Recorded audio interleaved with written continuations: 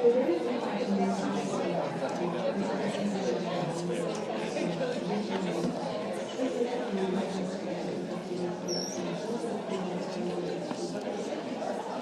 good morning, and welcome back to the second day of the 2018 Integration Symposium here at Fuller Seminary. Again, a symposium that we have yearly, where we bring in some of the best speakers and thinkers, writers, researchers at this nexus, this dialogue, this conversation between psychology and theology. And this year we're so excited to have our own Dr. Cameron Lee, who I will introduce again in just a moment. But we want to make a couple quick announcements. We want to again welcome the live stream people that are viewing us from their computers. Thousands and thousands, I understand, of people out there. I don't know how many actually, but we're happy for every single one of you that's watching. And later on during the question and answer time, you'll be able to text in questions if you have any. So wanted to welcome you. Wanted to let you know again about if you're getting CEs, make sure you sign in and you sign out. If you're looking for restrooms, again, they're right across the breezeway. I also wanted to bring to your attention, some of you may have already noticed this, but our amazing Fuller magazine that comes out all the time, this particular version, issue 5, focused on the integration of psychology and theology. And this is, although this is a little bit older copy, an older iteration of the magazine, it is available out there for you. And the section in the middle on theology has articles by Cameron Lee and by many of our faculty in the School of Psychology. So would encourage you to pick that up. Also, please make sure to check out our integration website on fuller.edu. Go to School of Psychology, go to integration. There's lots of resources there, video clips, things that will point you to interesting things that we're all doing in the area of integration. So I'd like to introduce today, we have our president, Dr. Mark Labberton, here in town to come and bring us greetings and pray for us. Dr. Labberton.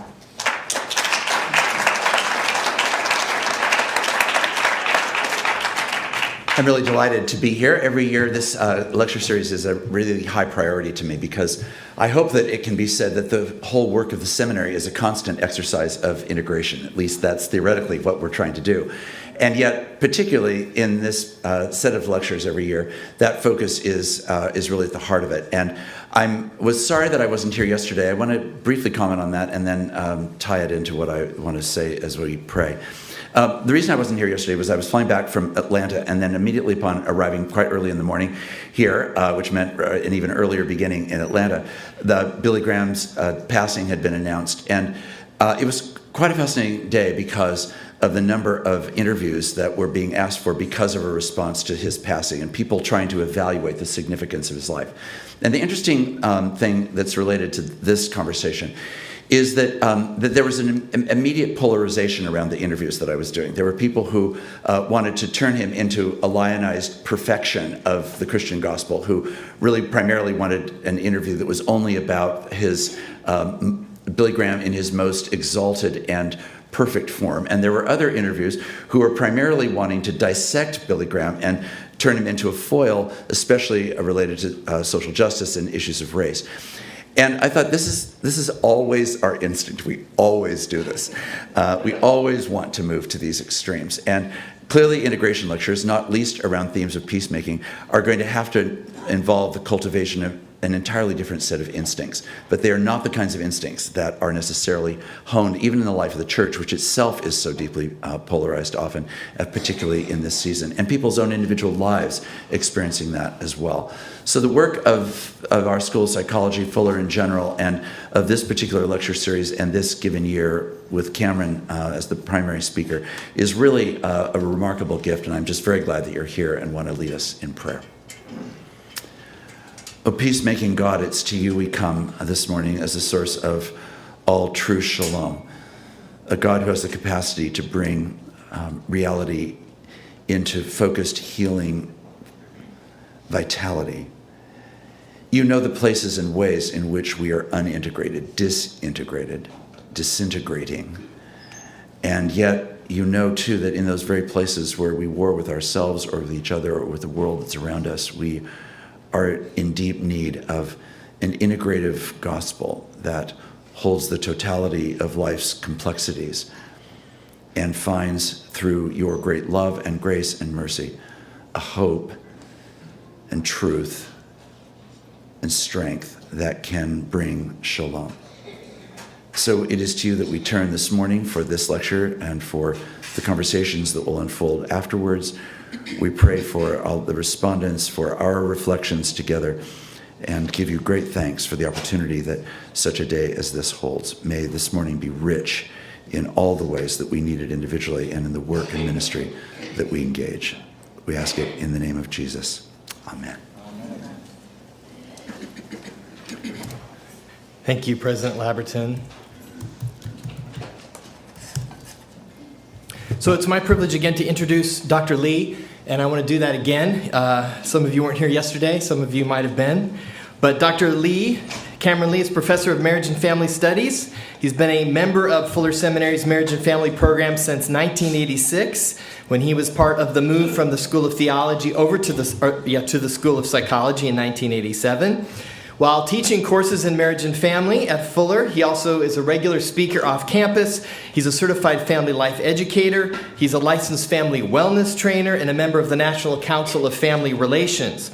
He's also a teaching pastor and a licensed minister in the congregation where he is a member. He teaches and preaches regularly in cultural settings. He also has a very good blog that some of you may know about, and I encourage you to look that up. Dr. Lee has also published in a variety of journals, both in family therapy journals that are not necessarily religious, and he's also published in integrative journals as well. He's written 8 books.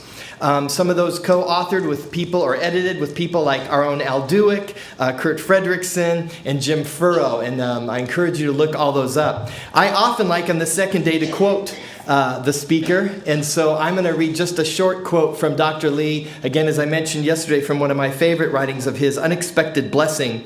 Living the countercultural reality of the Beatitudes. And one of the things about Cameron, he's talking about therapy today and integration for clinicians, but his writing is so broad, as some of you know, and he writes to lay people and to pastors. And this book was really helpful to me as I was teaching a Sunday school class. He has that unique ability to write to a number of audiences. And I just wanted to read this because it has everything to do with what he's been talking about. We're accustomed to thinking of peace as the absence of something, whether war, violence, hatred, or conflict. The biblical understanding of peace, however, is far deeper and richer.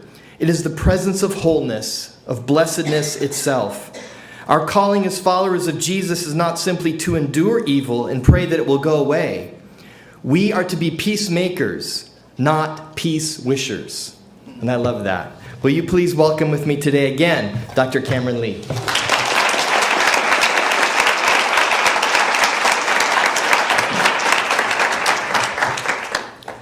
Thank you. Good morning. Good morning. Thanks for that quote, Brad. Let's close in prayer. Well, if you're going to pick a good quote, we're just going to go with that, right? Okay. I think my major task this morning is to demonstrate that it can still be fashionable to wear turtlenecks.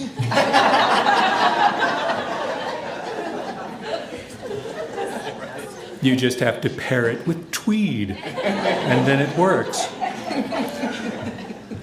Okay, let me begin with this. Not long ago, I invited a young couple to my home. I had been asked to meet with them there were some friends of mine at the church, and they were the parents of the wife in that couple. The couple was struggling with their marriage.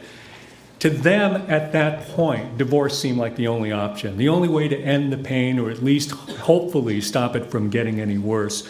But part of the problem was that their suffering was cutting them off from their family and from their friends. I'm not going to tell you exactly what the problem was, of course, but they could go out with their friends in the evening and have dinner and so forth, and they could laugh and they could enjoy themselves and pretend that everything was all right, and then go home and feel a little empty because of the time. Their family members certainly sympathized, but they had no idea what to say to them. And the two of them were too emotionally reactive to be able to really express their pain fully to each other. When they tried to do that, it only drove them further apart. So I was there for consultation and for pastoral support, so I only met with them twice. I listened carefully, of course, and I validated their suffering and normalized it. I helped them to structure some positive interaction into their relationships and to put some boundaries on the negative. I gave them referrals to 2 local therapists, and I coached them on how to make the decision and then made them promise me that they were going to follow up. And then, of course, I prayed with them. So from my perspective, nothing that I did with them was particularly unusual or remarkable. But even with such simple interventions, you could see the change in their demeanor. They didn't feel so lost and alone anymore. They began to have just a little bit of hope that maybe things could be different in their relationship because there were people that they could talk to, people that they could trust. Now, at the end of our time together, at the end of our second session, I asked them if they had any questions for me. And they only had one, and it was perhaps the most important question. They said, "Is there any hope for us?" Now, of course, they're not looking for a Bible verse, and they're not looking for a formal prognosis, but they were asking for reassurance as they began to let themselves believe that it might be possible to actually save the marriage. They trusted me, and they needed to hear me say it. Yes, there is always hope. And they brightened up, and we said goodbye. Now, after they left the house, I was sort of 2 minds. On the one hand, I felt privileged to have been there, to have seen that little sparkle return to their eyes. But on the other hand, I couldn't help wondering how many other people there were in the congregation who were suffering alone. Suffering because they couldn't talk to anybody. And they had to, every week, put on a good face and pretend to be better than they actually were. We in the church are called to be a community of hope, but we can be remarkably intolerant of brokenness. We prefer a tacit theology in which we act as if believers should already have triumphed over everything in Jesus. And anybody who continues to suffer just needs to get with the program. The very thought of that made me a little sad. And ironically, I found myself asking the same question that I had just been asked. Is there any hope for us? And the answer, of course, is still yes. But given the challenges that all of us continue to face in our congregations, I have to keep reminding myself that this is so. Now, what we're going to be dealing with in today's lecture then, I want to introduce the concept of clinical virtue. That's part of how I teach integration in the vocation of peacemaking. Hope is going to be the first of 2 clinical virtues that we'll be talking about today, followed by humility. And tomorrow, we'll get on to the last 2, which are compassion and Sabbath rest. And when I talk about clinical virtues, of course, I'm not implying that the clinic is the only place that you're going to find these things. Quite the contrary, I believe that all of these things are an embodiment of the vocation that is shared by all Christians, to be agents of God's shalom. So to speak of the clinical virtues, then, is to suggest that each one of them has a practical and clinically meaningful expression within what we call the secondary vocational domain of psychotherapy. Talked about that yesterday. All right, so if we look at the field of bioethics, for example, there's been an ongoing and vigorous debate between the proponents of opposing models. To oversimplify, for the sake of argument, there is the principle-based approach, which some people call principlism. That's a little bit hard to say. It doesn't exactly roll off the tongue. And that privileges a small set of supposedly universal moral principles like beneficence. In other words, you should always work for the good of your clients. Non-maleficence. You should always strive to at least do no harm. Autonomy. You need to respect the independence of your clients. And justice. You need to treat everyone fairly. When we're working from a principlist approach, we tend to rely upon case studies of moral quandaries, particularly in the realm of medicine, in which difficult decisions have to be made, and the way that you justify those decisions is on the basis of how well the decisions actually embody principles like this and any other moral rules that might be related to them. Now, the alternative then, or one of the alternatives to principlism on the other side, is a whole range of virtue and character-based approaches that tend to emphasize the importance of narrative. These tend to treat each medical decision as a unique moral situation. The patient's stories and meanings are to be privileged over universal moral principles. If it can be said that principle-based approaches to bioethics ask, "What shall I do?" then it can also be said that virtue and narrative approaches focus more on the question of, "Who must I be?" particularly when we're talking about difficult moral situations. So if you think, for example, of end-of-life medical decisions, and this is one of these things that's become particularly relevant for us, for my wife and I in these days as we watch our friends get older and so on. When it comes to making end-of-life medical decisions, which one is more important? Prolonging the patient's life or preserving the quality of the patient's life? Which one should we privilege? Supposedly universal moral principles governing medical practice and patient care, or the particularities of each patient's personal narrative and how they want their stories to end? And if you're the patient, what kind of a person do you want your doctor to be? Rita Chiron, who specializes in both internal medicine and literature, there's a nice combination for you, writes of a patient who came to consult with her about his back pain. Quote, "As his new internist, I tell him, I have to learn as much as I can about his health. Could he tell me whatever he thinks I should know about his situation? And then I do my best not to say a word, not to write in his chart, but to absorb all that he admits about his life and his health. I listen not only for the content of the narrative, but for its form. I pay attention to the narrative's performance, the patient's gestures, expressions, body positions, tones of voice. After a few minutes, he stops talking and begins to weep. I ask him why he cries. He says, 'No one has ever let me do this before.'" Now that's really different from a scenario that I still have in mind when I once took my mother to see a pain specialist. Because during the clinical interview, he would glance at her every once in a while, but most of the time he was looking at his computer screen. She was facing him, and she was trying in vain to make eye contact. He asked her about symptoms, but she tried to tell him the story of what it's like to be her and what it's like to live in a body that has to deal with chronic pain. He listened for the information that he needed to make a diagnosis and possibly a treatment plan, but she just wanted to be heard and understood. Chiron insists that physicians need what she calls narrative competence, the ability to hear and respond appropriately to patient stories. Because without this, they may make medical decisions that are ethically justifiable from a principlist standpoint, but at the cost of treating the patient as a cipher, as a nameless body of symptoms. Now, many ethicists, of course, argue that the choice between principles and stories is not black and white, it's not either or.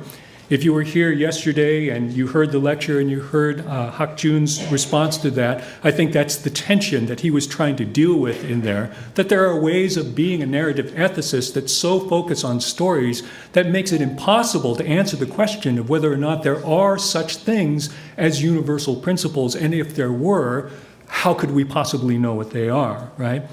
So on the one hand, we need those principles. Those principles are going to safeguard at least minimal standards of care. They're going to tell us what we're obligated to do, and they're going to tell us what we shouldn't do. On the other hand, a respect for stories helps practitioners to make treatment decisions that are most in line with the patient's own goals. But of course, it's not just the patient's stories that matter, because the debate between principle-based and narrative forms of ethics is, after all, the debate over professional ethics. So it's not about the role of the client's narrative should play in treatment decisions. It's not just that. It's about the role that a therapist's narratives will play in his or her professional and moral formation. The narratives that make sense of our question about what kind of people we must strive to be as practitioners. There's more to sound ethical practice than just the application of universal principles. Even the authors of the best-known principle-based text in bioethics would say that. Here's a quote. "What often matters most in the moral life is not adherence to moral rules, but having a reliable character, a good moral sense, and an appropriate emotional responsiveness. Our feelings and concerns for others lead us to actions that cannot be reduced to merely following rules, and morality would be a cold and uninspiring practice without appropriate sympathy, emotional responsiveness, excellence of character, and heartfelt ideals that reach beyond principles and rules. So when we speak of the clinical virtues, then, we're speaking of a therapist's character and not just his or her technical expertise or ability to apply ethical principles. So if you would, I'm going to ask you to do a little thought experiment with me. I want you to reflect for a moment on the following question. Can one be a successful therapist without being a person of good character? I would guess that some of you probably are thinking to yourself, well, it depends on what you mean by success, right?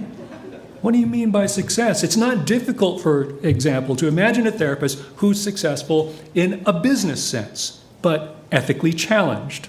For example, somebody who fosters the dependency of high-paying clients long past the point where the therapist is able to do them any good.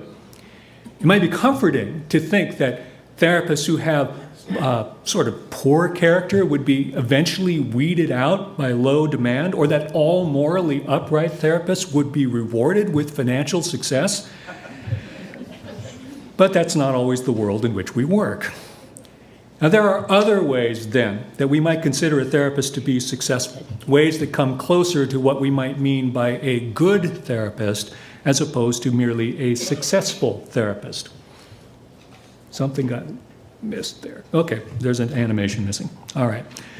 At a minimum, of course, a good therapist must be a technically competent therapist. By our modernist and instrumentalist ways of thinking, therapists must possess the specialized knowledge and skills needed to be professional change agents. And indeed, our textbooks are full of case studies that say, here's how therapy A is superior to therapy B. And it gives the impression that if you just learned therapy A and learned it really, really well, that's all you would need to be a good and successful therapist. Okay. Especially restoration therapy, for example. Now, that's true to an extent, but research on psychotherapy outcomes, of course, suggests that specific strategies that might make therapy A, different from therapy B, might explain only a small part of what actually makes therapy effective. Some scholars argue that the most important factors in predicting therapeutic outcome are instead the ones that are shared in common across treatments, including things like the client's characteristics, such as their level of distress or their degree of impairment. Certainly there shouldn't be any surprise there. Another well-researched common factor is the quality of the therapeutic alliance, that is, of the working relationship established between the therapist and the client, with the contribution from the therapist side being of particular importance. Such research demands they ask that we have to think about the personal qualities of the therapist that are involved in good therapy, beyond technical expertise in theory-specific interventions. Now, most of us, I think, believe that at least intuitively that a good therapist must also be a person of good character, even if it's not always said aloud. Again, this is not merely a matter of rule following. The one who adheres to ethical codes to avoid getting in trouble is not a good therapist. Nor is the one who considers the profession of psychotherapy to be nothing more than a decent source of extrinsic rewards like income or social status. Rather, a good therapist, to borrow a concept from Alasdair MacIntyre, pursues the moral goods that are internal to the practice itself. And I think this is probably the wrong presentation that we got up on there, the wrong version of it, so I'm just going to leave that alone. We're going to leave the screen as it is. Okay, so what do we mean by that, right? The moral goods intrinsic to the practice itself. Therapy can sometimes be a grueling profession. Did I hear any amens on that? Okay. Yeah. So what is it that keeps therapists at it? Year after year, client after client. It's not, I hope, for the extrinsic rewards alone, like money or status. Certainly you want to make some money at it, or else you're not going to be able to keep doing it either. But it's for the intrinsic ones. It's for the rewards that are inseparable from the practice of therapy. To be a good therapist, for example, requires continual self-scrutiny, which at times may feel burdensome.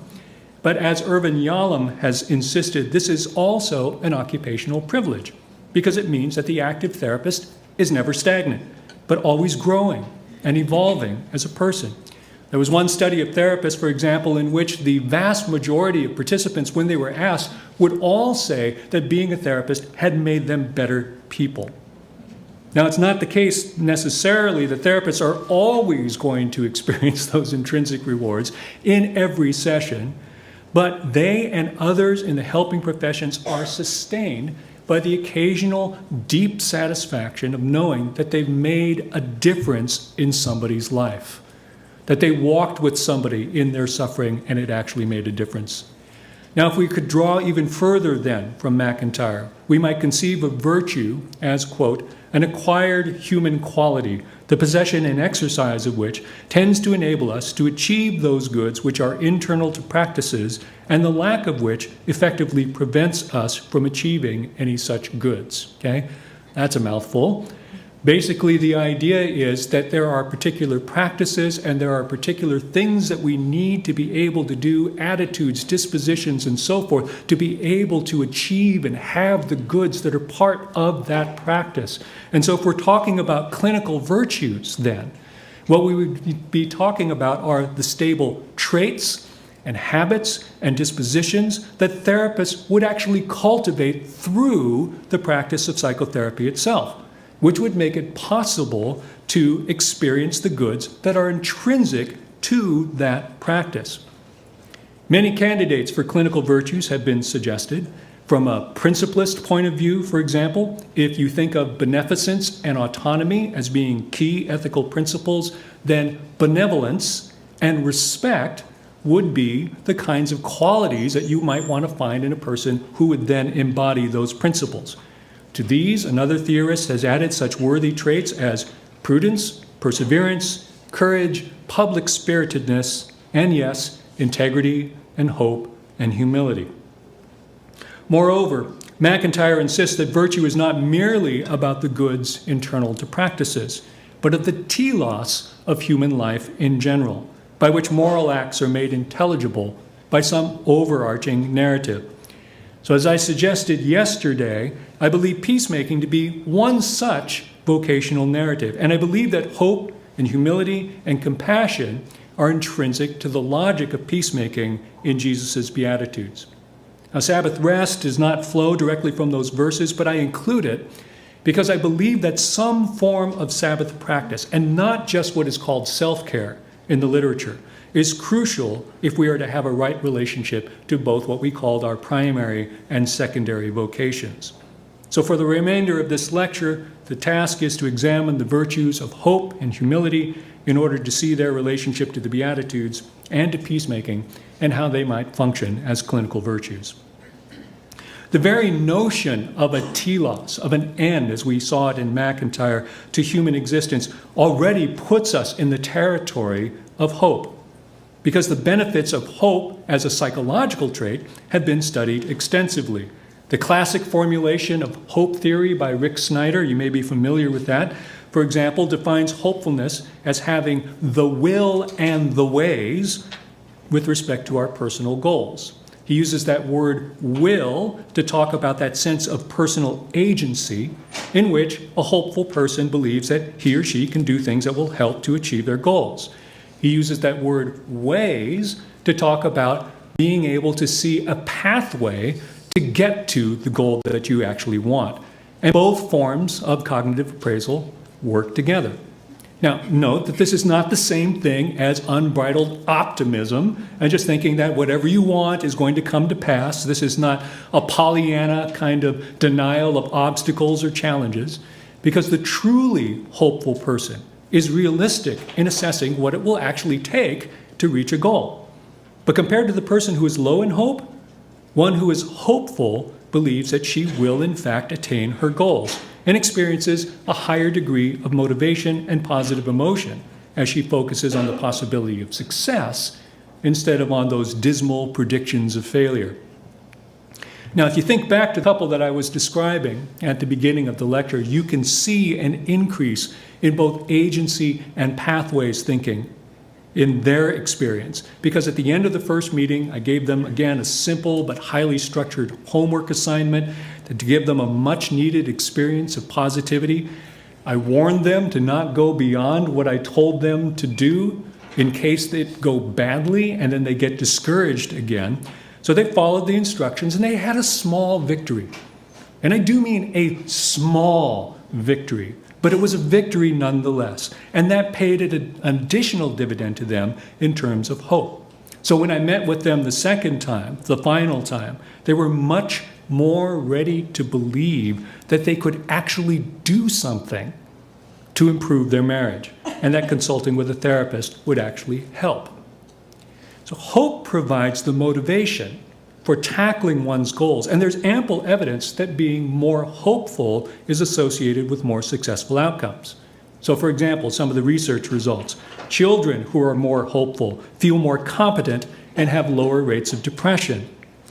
Hopeful track and field athletes perform better than their less hopeful peers, even after you've factored out differences in actual athletic ability. Hopeful students, like so many people in the room, are less likely to view failures as setbacks. Now, all this kind of research then suggests that there's a benefit to assessing people's level of hope and then coaching them and encouraging them to set goals and to take steps towards those goals. The agency dimension of hope seems to increase in the earlier stages of therapy. People, when they first get into therapy, believe that something may be possible, and then the pathways side of that becomes clearer in the later stages of therapy. As people begin to apply what they're learning, it can actually see the road towards getting to where they want to be. So hopeful thinking, in other words, can be cultivated through therapeutic means. How do therapists do that? A selection of different possibilities. Hope can, of course, be an explicit topic of conversation. Therapists might use the language of hope to actually encourage clients to think about their hope story and how the past and the present might cohere in that way and how they might lead to a desired future. But it can also be done implicitly, even if the word hope is never mentioned. Therapists can empathetically validate the client's feelings of hopelessness, for example, or point out the resources that a client may have forgotten about. They can recognize the strength it took to even come and seek help in the first place, and then say, this is what you're going to need in order to succeed in therapy. Now, all of that then points back to that common factors argument and the role of client expectancy. To what extent is the outcome of therapy tied to the client's expectations as to whether or not therapy is going to be helpful? And here, and a little bit amusingly to me at least, I'm reminded of how researchers are rethinking the nature and the importance of placebo effects. In psychotherapy outcome research, the methodological gold standard is the randomized clinical trial. And so you gather together your participants. Some of them are randomly assigned to the therapy or the treatment condition. Another group is randomly assigned to a no treatment or to a placebo condition. And in the placebo condition, there's no active intervention, but participants might actually believe that what they're getting is going to help, even if, for example, they think they are getting some kind of new experimental medication, but it's really just a sugar pill. So in order for the actual therapy condition to be considered effective, it has to outperform the placebo condition. Now, the logic of that design, of course, makes sense, but it betrays an underlying bias with respect to what counts as a real therapeutic intervention or a cure. The real treatment is the one that the therapist intends, while the client's expectations are treated as a nuisance factor. And that bias has been challenged by researchers who study the placebo effect in its own right. How might, for example, changing the shape or the size or the color of the pill make a difference to the outcome, even if the pill itself is chemically inert? One science journalist summarizes some of the research. Quote, "Big pills tend to be more effective than small ones. 2 pills at once work better than 1. Colored pills tend to work better than white ones, although which color is best depends on the effect that you're trying to create. Blue tends to help sleep, whereas red is good for relieving pain. Green pills work best for anxiety. There are cultural differences, however, emphasizing the point that any effects depend not on the placebos themselves, but on what they mean to us. For example, although blue tablets generally make good placebo sleeping pills, they tend to have the opposite effect on Italian men. Possibly because blue is the color of their national football team. So they find it arousing rather than relaxing. So what those kinds of findings actually suggest is that the common factor of a client's expectations is indeed part of what makes treatment effective.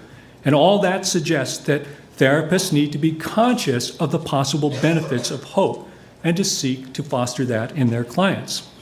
But again, when we're talking about a clinical virtue, it's hope as a trait of the clinician that we want to focus in on, and not just as a trait of the client. And unfortunately, there's been far, far less research on the hopefulness of therapists. To be sure, many therapists are familiar with the experience of feeling hopeless in the face of their most difficult cases.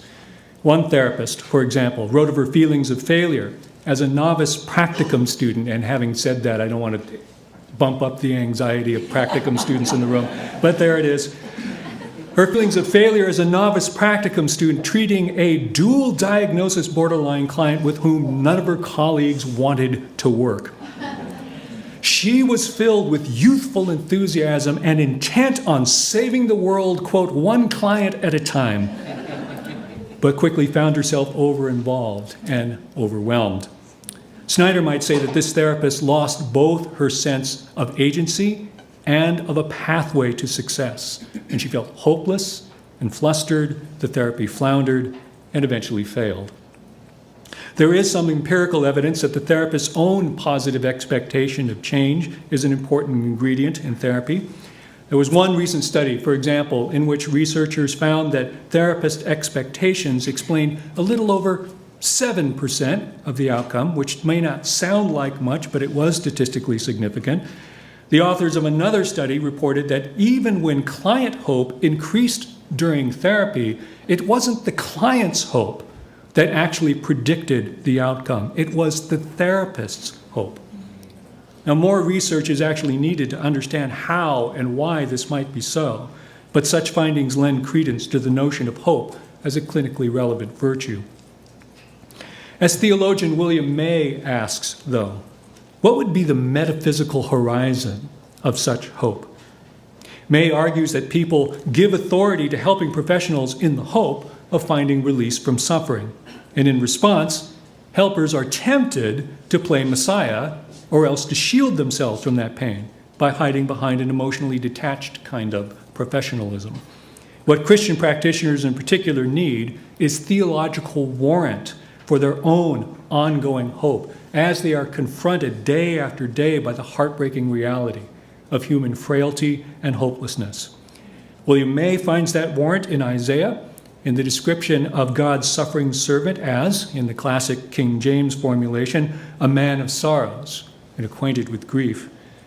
He believes that we don't have to play Messiah because we already have a Messiah who has suffered and who has died to give his life to others.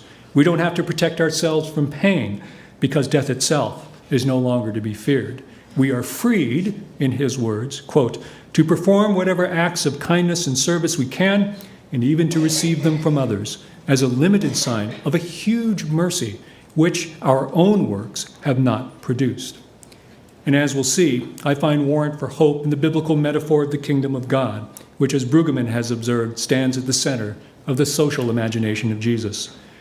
The Beatitudes, I believe, are an excellent example of that vision, and therefore of the metaphysical horizon of a Christian therapist's hope.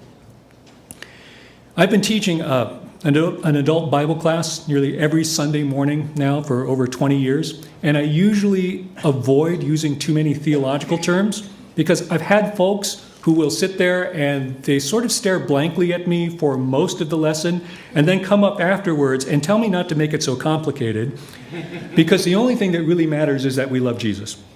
Right? And I understand the mentality. If things start sounding too academic, what happens is people begin to check out mentally, and I don't want to confuse them unnecessarily. But there have been some theological terms that I've insisted that everyone learn. And one of them is eschatology. I have gone so far as to make them say it out loud along with me. It's one of those Mr. Rogers moments, right? Can you say eschatology? I knew you could. Now, I do that because I want them to notice how consistently the biblical authors evaluate the present in terms of God's demonstrated faithfulness in the past and in terms of their hope for God's continued faithfulness in the future. Such a biblically grounded hope is the counterargument to the kind of theological narcissism that we talked about yesterday. The Christian life is not just about enjoying a private relationship with God, and it's not about how God is a powerful saving character in our own individual stories. It's about cultivating the eschatological imagination that we need for our stories to be caught up into the narrative of God's restoration of shalom to all creation. And the Beatitudes help us do this. So Jesus declares at the beginning of the Beatitudes, "Blessed are the poor in spirit, for theirs is the kingdom of heaven." And if you go down a little ways, he says, "Blessed too are those who are persecuted for the sake of righteousness." And again, it's because the kingdom is theirs as well. This is a present tense reality. Theirs is the kingdom. And for those who are accustomed to the world's ideas of success, and perhaps even a narcissistic theology of how God rewards nice or properly religious people, these sound like very odd ways to talk about blessing. If we come to the gospel from a position of pride and of privilege, Jesus' words about poverty of spirit and persecution will hardly sound like good news. The point is even sharper in the Gospel of Luke, where Jesus not only pronounced blessings upon those who were poor and hungry and weeping and ostracized, but also pronounced corresponding woes on those who were rich, well-fed, laughing, and treated with respect. Now, some scholars will actually read those words against the background assumptions of a culture of honor and shame. Jesus is essentially giving honor to those who in that culture would typically be dishonored. And let's face it, who among us, even today, would not rather be rich, full, happy, and respected? The Beatitudes seem to point to a kingdom that's upside down from the values and the priorities that even God's own people had come to take for granted. Now, on the other hand, if we come to the Beatitudes as people who are already poor in spirit, powerless, or marginalized, then suddenly Jesus' words become good news. Jesus is not preaching a program of religious self-improvement. He's bringing good news to those who need it and want it the most, announcing to the poor in spirit that the very kingdom is theirs. It's not because they deserve it.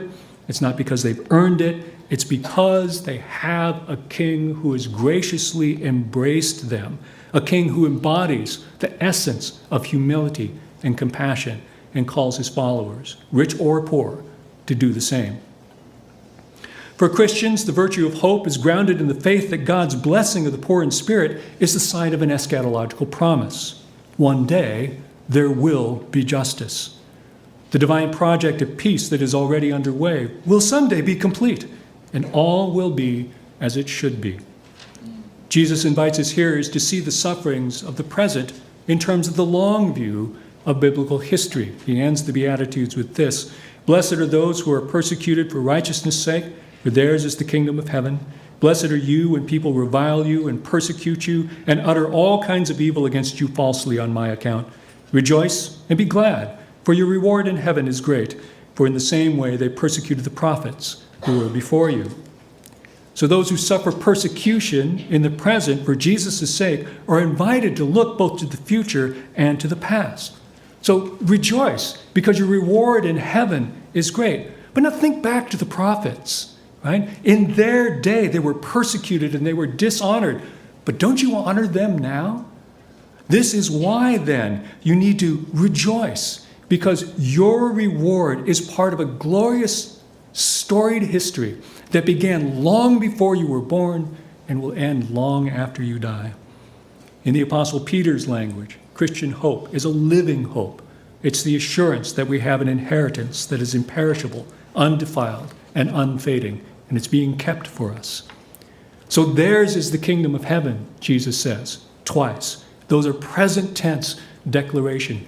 And they bookend a whole string of future promises. Those who mourn will be comforted.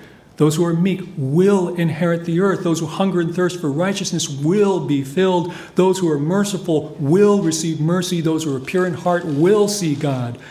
And blessed are the peacemakers, for they will be called children of God. What I want to suggest to you is that the Christian virtue of hope resides in that historical space between theirs is and they will. Theirs is the kingdom. Despite possible appearances to the contrary, we accept in faith that the kingdom is a present reality, and that God, who is sovereign, cares about the plight of those who have to live with oppression and shame. And because of that, we can cultivate the vision that we need to enjoy glimpses of truth that are afforded to us by the Spirit. And they will. We joyously anticipate the kingdom's final, glorious consummation. That's not just optimism again. Hope, to be biblical hope, has to be courageously clear-eyed and realistic about evil and suffering, and yet at the same time dare to remember that under the sovereignty of God, slavery leads to exodus, crucifixion leads to resurrection. Now, hope then, as a virtue, is closely tied to humility. And indeed, you might have already heard hints of humility as we read the Beatitudes. Again, Jesus describes those who are poor in spirit and meek and mourning and hungering and thirsting for righteousness as blessed. And again, in Luke, it's just those who are just plain poor, not poor in spirit, right? They're blessed. It's those who are hungry. It's not those who are hungry for righteousness or justice. It's those who weep or are hated or excluded by others. Jesus isn't teaching that it's morally superior to be lowly, oppressed, or marginalized. These people are not blessed because there is something intrinsically good, right, or desirable about being poor or hungry. They're blessed because the kingdom of God belongs to them, because they are the recipients of God's favor and of God's eschatological promises. The proclamation of blessing, in a way, is less about who they are than about who God is, and that proclamation is good news indeed. Small wonder that people flock to Jesus in person. Humility, I believe, is the proper response to this good news. One might say that Jesus is actually describing humiliation, the state of being humbled or brought low by one's life circumstances, rather than humility as a virtue or character strength per se. But the association is unavoidable because both are characterized by lowliness. For many people, the word humility, therefore, has connotations of an undesirable weakness of character. And it's only with the advent of positive psychology, for example, that empirical interest in the possible benefits of humility has grown. But researchers take pains to distance the concept of humility from stereotypical associations with lowliness. From a psychological point of view, if you have a habitually low opinion of yourself, that sounds more like character pathology than a character strength, right? And that's why we prefer this notion of having an accurate view of oneself, a view that includes both strengths and weaknesses. But then there's that empirical problem that people have struggled with. By what criteria should researchers measure the accuracy of people's self-concepts? For that matter, some scholars even worry about the problem of measuring humility at all. Do you ask people to rate their own humility? Do you ask them how humble their friends think they are? Both of those methods have actually been used, and researchers are still working at untangling the methodological knots. Nevertheless, there have been numerous studies that have examined a variety of expressions of humility across a wide range of domains. And some concept of humility seems necessary to our understanding of both personality and of relational health. Humility seems to be one of the traits that underlies positive change in relationships and in relational therapy. One research team has written this way: humility influences the self in a variety of ways. It opens us up to be influenced, to accept responsibility, to forgive. It increases our willingness to admit to problems and to consider ways to improve our relationships. Humility seems to help us look past our own egos and to do so in an honest and non-defensive manner. My colleague Terry Hargrave, for example, has argued that when two individuals marry, a third and a shared identity is created. Whereas before there was you and there was me, now there is us. And humility in marriage entails each individual being willing to make sacrifices to keep us healthy. This relational humility can be seen in the willingness of each spouse to respond positively to bids for emotional connection, even when they're not finished being angry, or in their commitment to listen to each other, and to be affected and influenced by what they hear. Few couples, of course, come to a therapist's office seeking to grow in humility. But therapists will implicitly work with them to increase their humility just the same. So it helps in our personal relationships to be humble. But again, what about in our professional relationships? Is there such a thing as a clinical virtue of humility? Now, in some ways, the very idea flies in the face of cultural values that assign worth and status to people with advanced degrees, important-sounding titles, and social power over the lives of others. And there are, of course, therapists who will caution against professional arrogance. Harlene Anderson, for example, on the basis of her thoroughly postmodern assumptions, famously advocated that therapists should all adopt what she calls a not knowing stance. And when that first came out, people got really confused as to what she could possibly mean by that, because they would say, well, I was not knowing before I went to graduate school. So why did I spend all that money and all that time to get a degree and to get a license just to go into the room and be not knowing? If that's the case, what is it that actually makes me an expert? Why should I charge money, right? Those kinds of doubts are understandable, but they also betray that kind of modernist expectation of what it means to be an expert in the first place. Now, it's not that specialized knowledge is unnecessary or unimportant, but the key question is, how does one hold that knowledge in the context of a relationship in which there is a built-in disparity of power? Therapy isn't the impersonal application of technical skill. It's the creation and the maintenance of a collaborative relationship of trust. And on one side, you have a client, and that client may already feel diminished, but they're required by their role to be vulnerable. And on the other side sits the therapist. And the therapist has authority that is granted institutionally by the social construction of his or her professional role. Therapists have power over the lives of others, and what they do with that power matters. Let's be honest. We enjoy experiencing the fruit of our professional power. Yes, in part, it's because we want to help others and we like seeing that sparkle in their eyes. We like seeing them get better and having hope restored. But our motives are not always entirely other-directed and altruistic. We enjoy bringing order to chaos because we like feeling powerful. We like the sense of agency and accomplishment that comes along with being what Irvin Yalom has said, the midwife to the birth of something new. That can be a beautiful instance of peacemaking. But if the truth be told, our uses of power are not always for the good of the client. Haven't we ever jumped the gun on an intervention because we were tempted to be all-knowing or wanted to work a little magic? Haven't we defended an interpretation that the client resisted because we needed to be right? Haven't we told stories that flirted with the violation of confidentiality because we wanted somebody else to admire us? The list goes on, and I'm sure you could add your own examples. Moreover, it's not just what therapists do with their power, but what they do when they feel powerless. And we'll discuss this in the next lecture on compassion, but clients don't always follow the script in which they're supposed to come as supplicants to learn from the therapist's wisdom. They don't submit to the therapist's supposed expertise, but they push back. Or they seem to gratefully receive that expertise in the session and then ignore it outside of the session. And then the therapist is left wondering, why are they coming? Is it just because they want to come and have a place to complain? Is it me? Am I incompetent? And how much longer before this session is over? Interventions don't always work as dramatically as they do in the textbooks, and often they don't work at all. One research team, for example, examined therapeutic outcomes at a university counseling center over a period of 6 years, 71 therapists, and over 6,000 clients.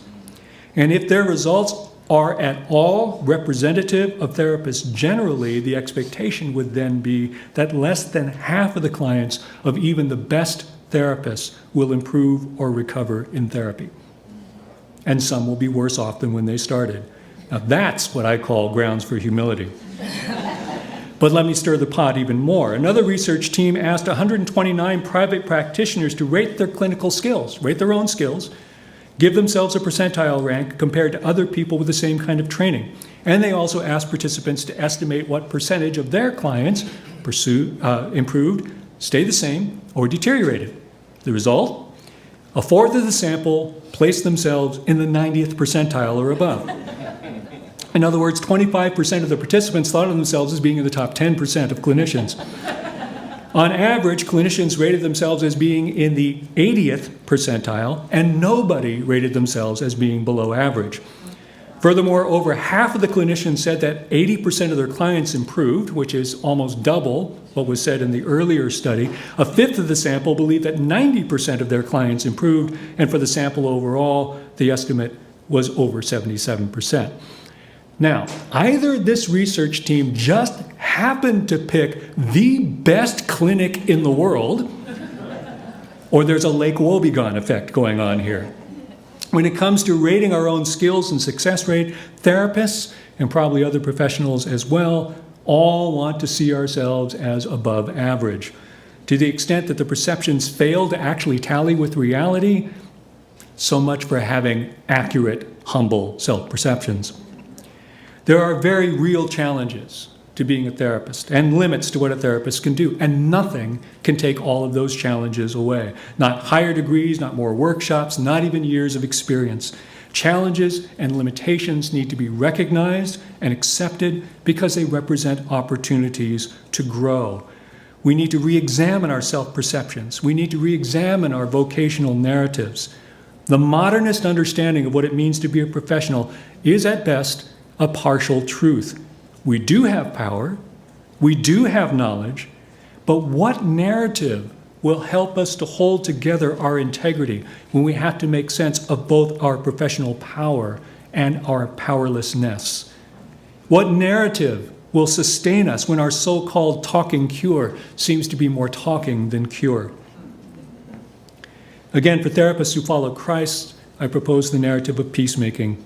We need the hope-filled eschatological imagination to see our work as being caught up in the ongoing restorative work of God. And from that perspective, the percentage of people that we've cured through expert intervention is not the measure of our work. We don't have to save humanity one client at a time. Rather, as those who are called to be peacemakers, whatever the long-term outcome of a case, we can take joy in witnessing moments of shalom as they unfold. When people truly listen to each other instead of putting up walls. When they take responsibility instead of blaming. When they turn toward each other instead of turning away.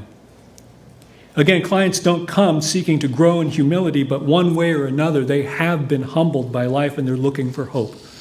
Do we have the imagination to see them as deeply loved by God? The God who champions the poor in spirit? Briefly, here I think of Jesus' attitude towards children. You remember how it was with his disciples. They struggled a little bit with their pride and their sense of significance. And then Jesus goes and he pulls a child and sits them in the midst of them. And he says, "Truly I tell you, unless you become like children, you will never enter the kingdom." And something like this happened twice between Jesus and his disciples. He's trying to tell them, you must be like children. He's already told them that the kingdom belongs to those who are poor in spirit. And this was almost like an enacted parable of that. He embraced, he blessed the children. Now, children aren't humble by choice.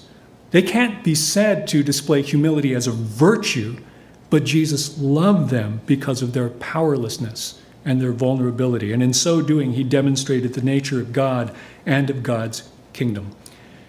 Now, I think here of the fact that many clinicians these days are working from an attachment perspective in which a client's current behavior is understood as stemming in part from how they experience the emotional vulnerabilities of childhood. Even the most arrogant and troublesome of clients can be so for self-protective and defensive reasons. Their lack of relational humility is a shield against feelings of humiliation. The question for us is whether or not we can bracket our own negative reactions to our clients' provocations and imagine them as the vulnerable children whom Jesus delighted to embrace and to bless. And what might change about our therapeutic stance if we did. The children that Jesus blessed didn't have any choice about their vulnerability, their low social status. They were not humble in the sense of possessing virtuous character, but in the sense of being humbled by their circumstances and by their place in society. Jesus, however, did give his disciples a choice. See this child? You must become like this. You're so concerned about your personal greatness, and you think of the kingdom in those terms. Other kingdoms may work that way, but not this one, not the kingdom of God.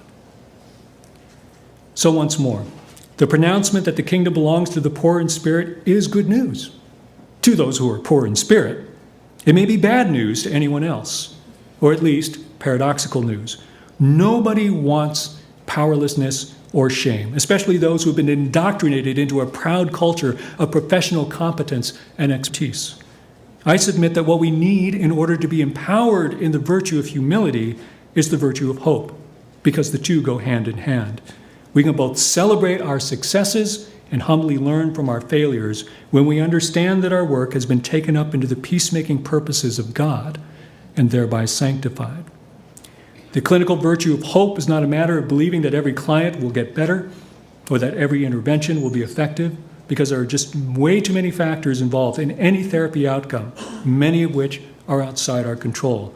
Our hope is not simply for the future of our clients, but for the future of all creation, under the ministrations of a gracious and promise-keeping God. In that hope, we can cling less tightly to our own needs for power and significance. In that hope, we are better able to endure the ups and downs of clinical work as we continue to work for peace. And so too will our clients draw both comfort and confidence from our non-anxious, humble, and hopeful presence. Or so we hope. Thank you.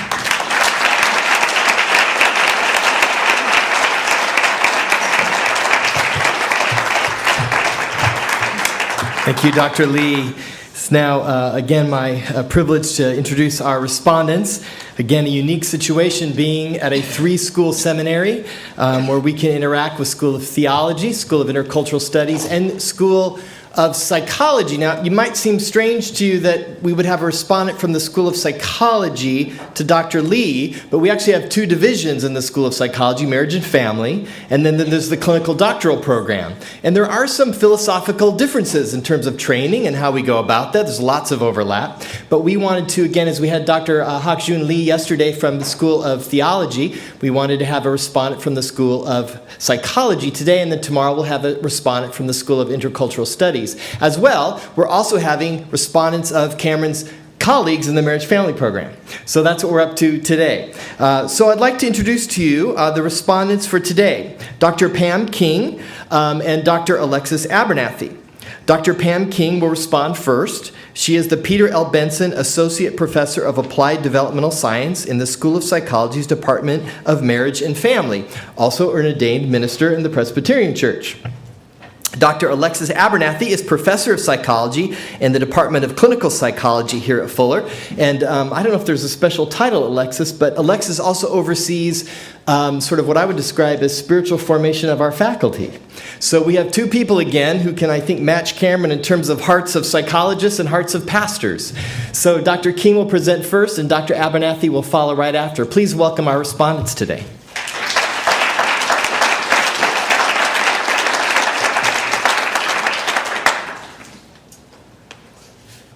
The first marriage and family therapy faculty to respond to Cameron's lecture was Dr. Terry Hargrave yesterday.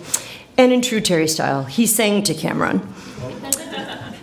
I don't sing. I can do a lot of things, but I can't sing. So If I was the respondent on humility, like Alexis, I would sing. But I'm not, so I won't sing. But I can testify. Terry sang to Cameron, "Don't sit down, don't rock the boat." I can testify, but not sing to the fact that Cameron is a boat rocker.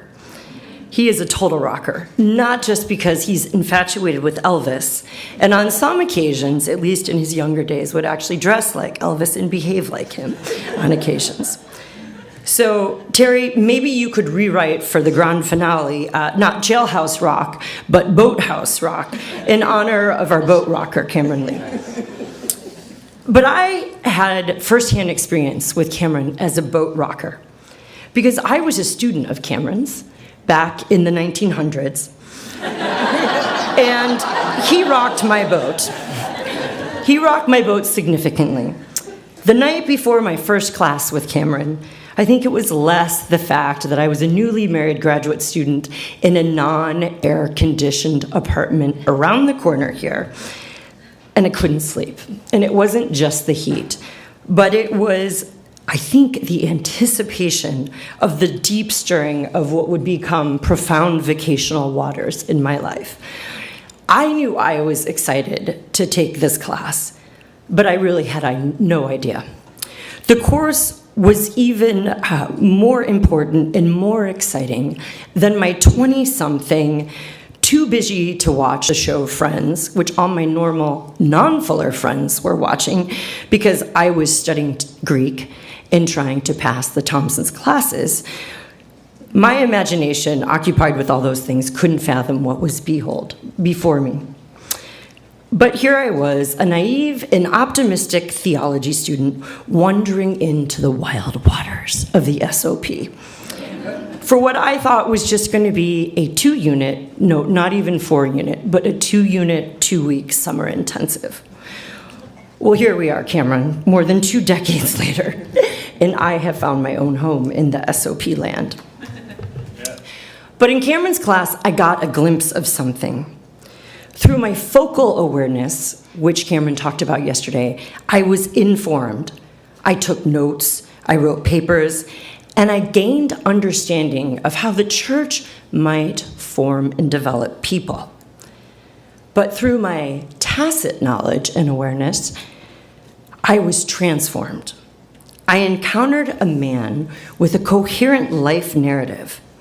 And somehow, in his way of being and teaching in that classroom, Cameron, and/or the Holy Spirit, stirred my imagination, not just around growth and development, but also this concept I would later come to call thriving.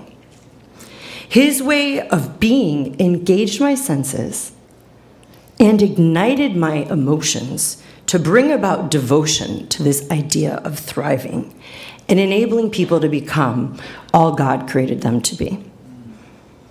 I was inspired by the life and person before me as I perspired to master the course content. And now, Cameron, I am honored to conspire with you in this endeavor of integration. Well, that 2-week intensive was like a stick of dynamite in my own personal narrative coherence. I tell you, I was an MDiv student on the way to ordination. I'm a very goal-focused person. And I just thought I was taking a little pit stop as an elective in the School of Psychology. And darn it, a lunch at the reflectory leader with Cameron, a PhD leader, led to a significant vocational detour.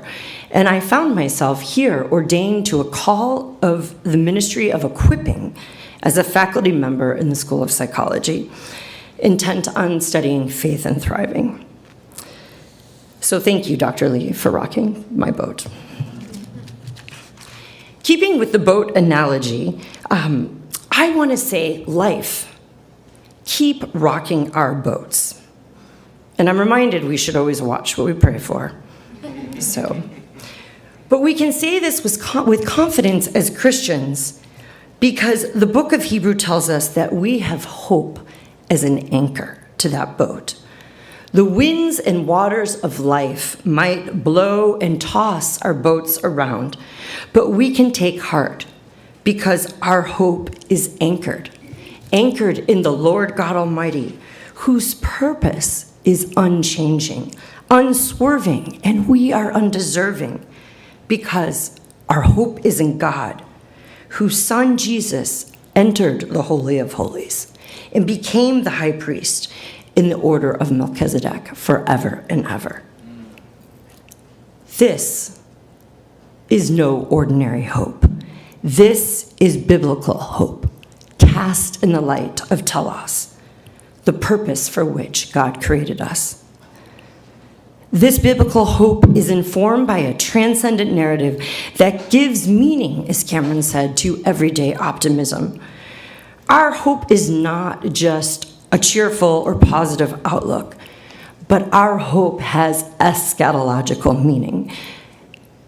Our hope has a guarantee in the future that those who grieve will rejoice, that the meek in spirit will inherit the earth. This kind of hope has eternal gravitas. It is so imbued with meaning that this hope has orienting powers in our life.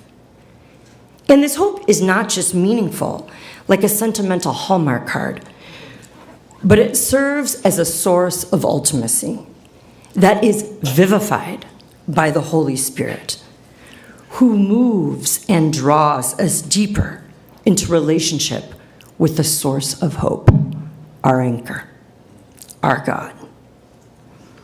From this perspective, this is a living hope. This hope is not just a principle or in the confidence that God will work all things together for good, but this hope is relational. This is not just theoretical hope, but as Hakshun said, it is covenantal hope. Our hope is in relation. It is found in the face or the gaze of God. It is experienced in the grip of God. I want to pause for a moment. Although the principle of our hope says that all things work for the good of those who've been called according to God, but let's just ask, who's defining good here? As the 4 British children who made their way into the wardrobe of Narnia discovered, Aslan, the king of the land, is good, but he's not safe. Hope is not safe. It is energizing. It compels us and it propels us towards God's purposes for us. Yes, as Snyder and other researchers have showed, it provides a will and it provides a way towards our future, but that does not mean safe. In fact, I think if you dare to hope, you better plan to grope. Buechner, in a beautiful essay titled Adolescence and the Stewardship of Pain, talks about his own journey of growing up or groping up. He thought groping was a more well-suited to describe his journey and struggle to mature and find his way through all the options of life and the pain of suffering of life. I know a lot about groping up. I described 2 wonderful events, or I meant to. I was both ordained in the Memorial Chapel at Stanford University. For one who has a call to the academy, that's a really extraordinary moment. And I had the opportunity to be installed in this auditorium where I took my first seminary class. God has woven much coherence into the tapestry of my life, but that was not always the case. On February 22nd, 2018, today, my story feels pretty cohesive. But there have been so many unexpected twists and turns, professionally and personally. Not just a unit class, but some very significant bumps in the road. From just a vocational perspective, you might imagine that if you work through a job assessment that you might find in What Color Is Your Parachute, or Strength Finder, or Jobsology, the Peter L. Benson Chair of Applied Developmental Science and being ordained in the Presbyterian Church don't usually come up as the first job match. So take heart, even when you look onto the horizon of your personal or professional lives and the shore or the destination is not clear. We can have hope because we can follow the Spirit. We can be oriented by hope. We have a direction. And we can have hope because in those times when our destination is not clear, when that telos is not apparent, when it's even hard to be confident that God is there, because sometimes that anchor is so below dark and murky and storming waters. When we are waiting for restoration and healing in our clients' lives or in our own relationships, we can have hope. Not that the journey will be safe, but we can take heart because our hope is not an unmoored hope. Our hope is anchored in God, who does not go away, who does not abandon. Our hope is anchored in the one who knows and sees in all who we are, who we have been, who we are presently, and who we will become.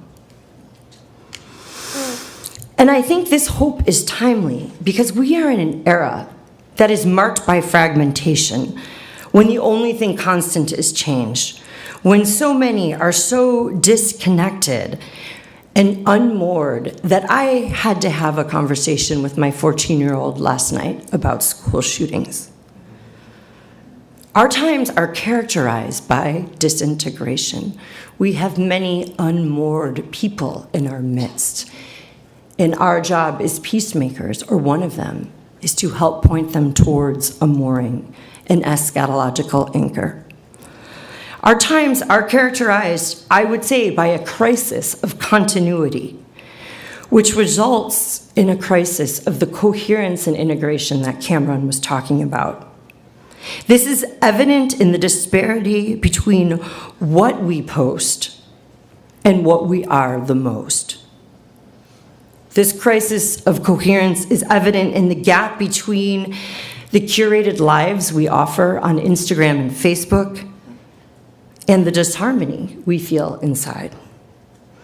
It's apparent in the shreds of wisdom that eke out of the inanity of my mind on Twitter.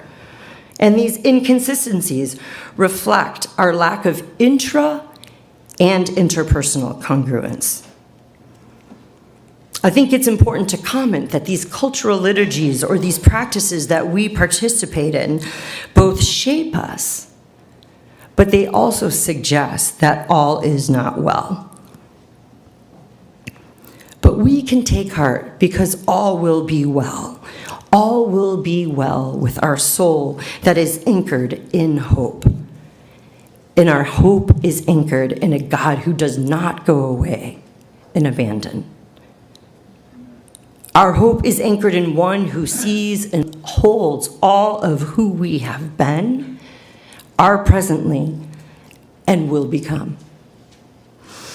Rowan Williams, in a very profound little book, Being Disciples, recounts Bonhoeffer's struggle in understanding his own identity. I'm so comforted that Bonhoeffer and I have both struggled in identity. But in a poem titled, Who Am I?, Bonhoeffer writes, "Who am I?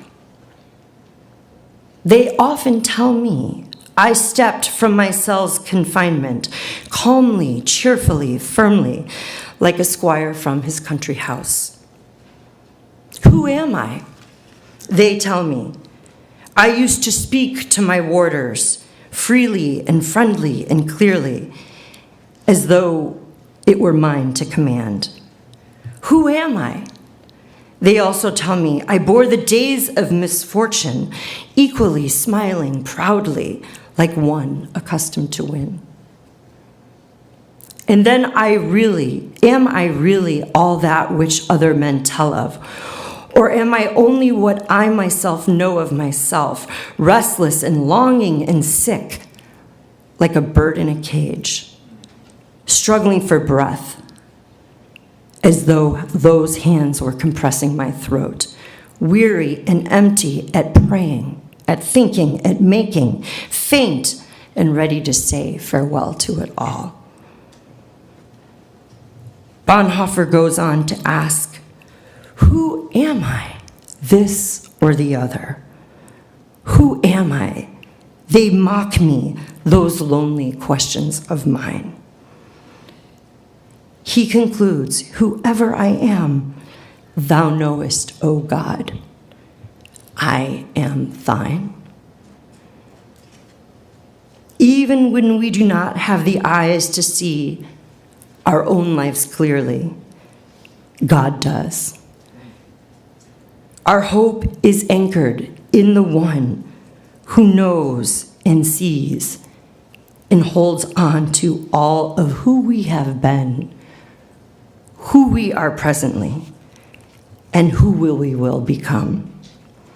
Just like an anchor holds a boat into place, God is holding our own lifeline.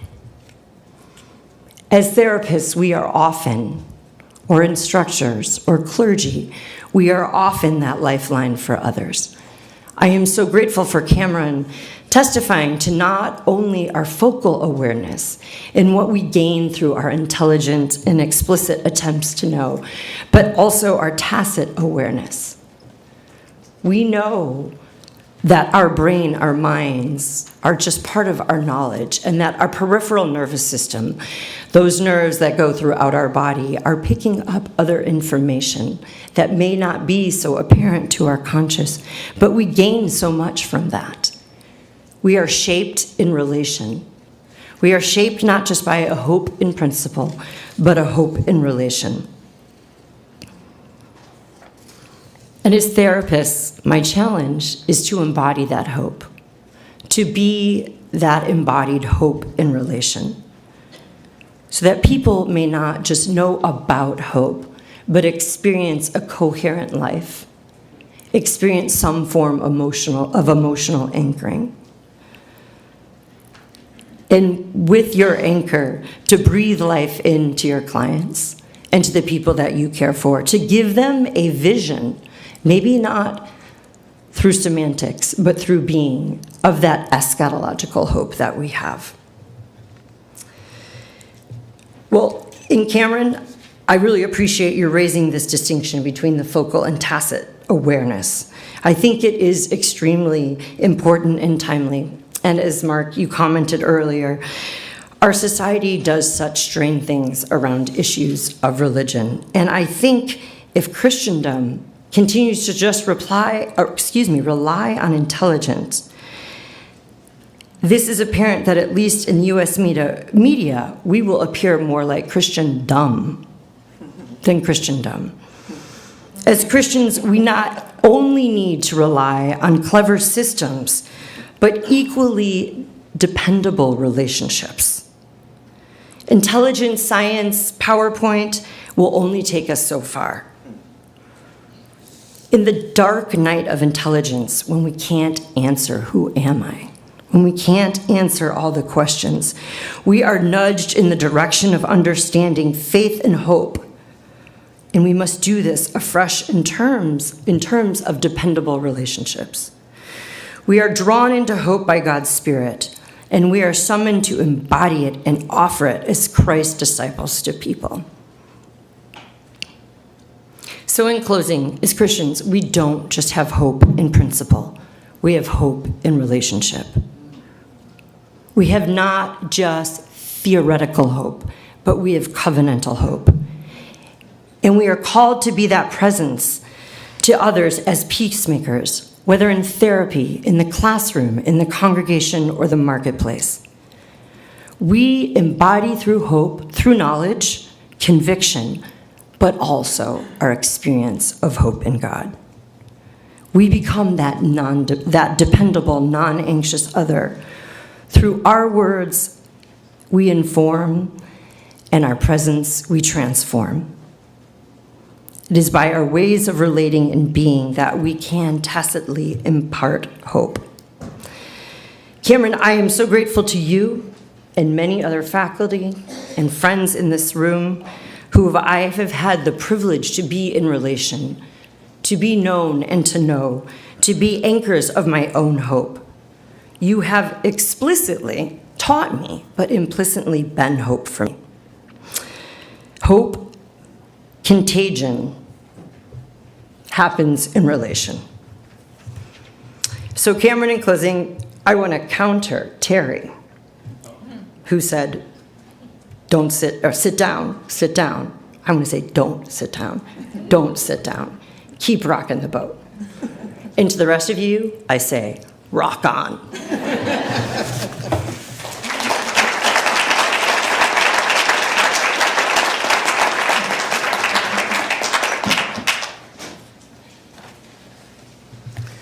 Wow, that was really powerful and meaningful, Pam. Thank you. Cameron, it's an honor and a pleasure to respond to your thoughtful lectures, and I appreciate the invitation as well. Cameron, you've embodied a non-anxious, hopeful, and humble presence in how you've presented it and also the words that you've shared. That's a powerful model. You've made a case for the importance of hope and humility as clinical virtues in teaching integration, and I fully agree with that emphasis.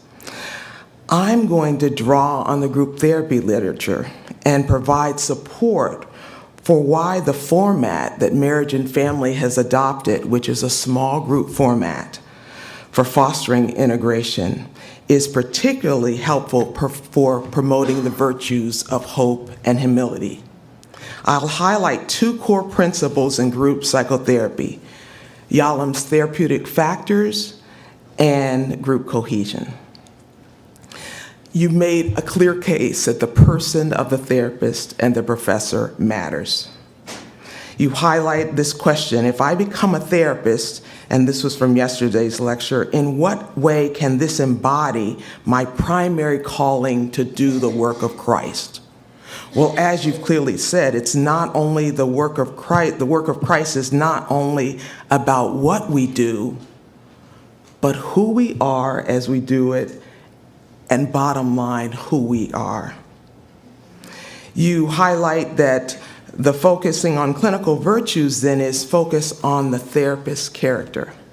I appreciate your reference to the theologian William May, and with this notion of Christian practitioners in particular need is a theological warrant for their ongoing hope as they're confronted daily by the heartbreaking reality of human frailty and hopelessness. Professors and formation group leaders need this as well. I'll return to this point.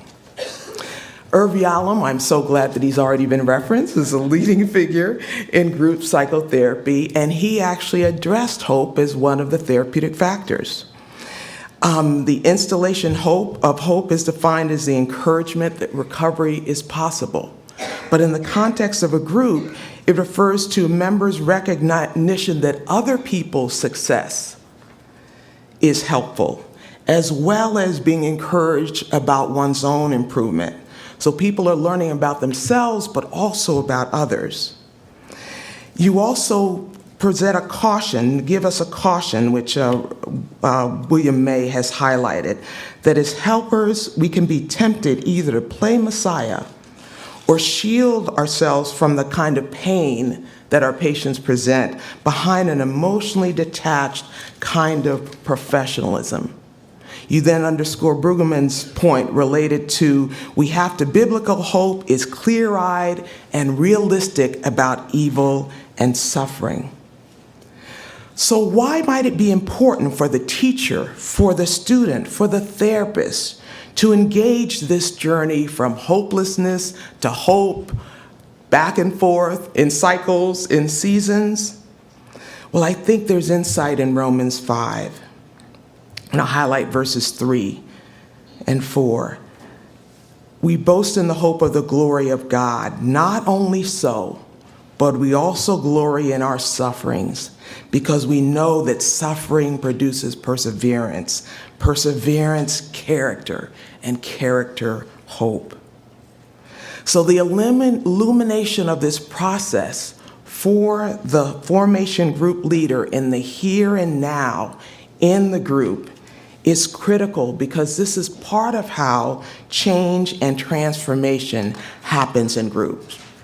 Yalom and Lesh identify 3 key mechanisms of change: imitation, copying of others; identification, unconscious process of taking on aspects of the other; and then internalization, a shift in the psychic structure so that members function at a higher level. So often in a group, members are first imitating certain characteristics of the leader. Then this can be followed by identification and internalization. Well, in a formation group, members are encouraged by a leader not only who tells the students about help, can share a time, but who can also share a time when he or she didn't feel hopeful, not only historically, but what about even more powerfully where I don't feel hopeful now, in this moment, and I don't know how this story is going to end. That's powerful transmission that can happen in the moment. Now, another important, and I will expand on that in a moment, another important group principle that's relevant to all groups is group cohesion. It's an important way that groups work. So group cohesion has to do with this sense of we-ness, the member-to-member connection, and also member to group and member to leader. All of those interactions are important dimensions of a sense of we-ness. Well, Burlingame and his colleagues have identified 7 evidence-based principles that contribute to cohesion. There are 3 categories, but I'm really going to highlight one. The 3 categories are using group structure, verbal interaction, and then the third, establishing and maintaining an emotional climate. What's important related to that is the group leader's presence not only affects the relationships with individual members, but all group members as they vicariously experience the leader's manner of relating. Thus, the leader's management of his own or her own emotional presence in the service of others is critically important. For instance, a leader who handles interpersonal conflict effectively, or maybe engages in a humble way and with humility, can provide a powerful, positive model for the group as a whole. The leader's manner of relating matters. How the leader manages emotion matters. And yes, Pam, emotional contagion, the power of that. That's referring to the notion that people catch other folks' emotions. This is why in the context of group therapy, some people are uncomfortable with joining a group because they fear that they're going to catch somebody's depression or anxiety. But we try to work so that goes in a different direction.